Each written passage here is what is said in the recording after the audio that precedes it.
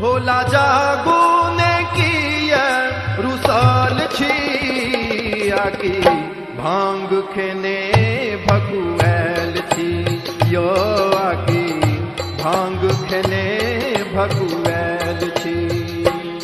भोला जागू ने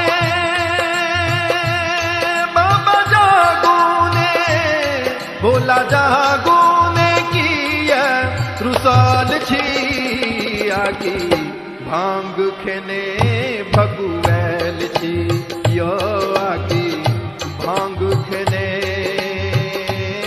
भगुएल छी।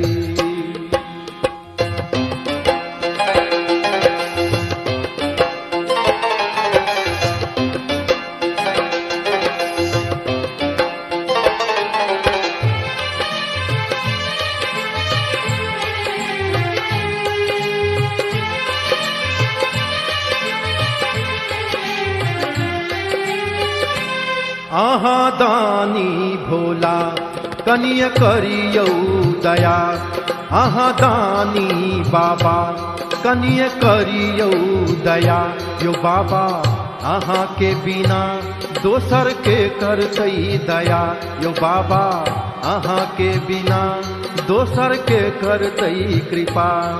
आहा देवता में आहा देवता में आहा देवता में सबसे ऊपर छी आकी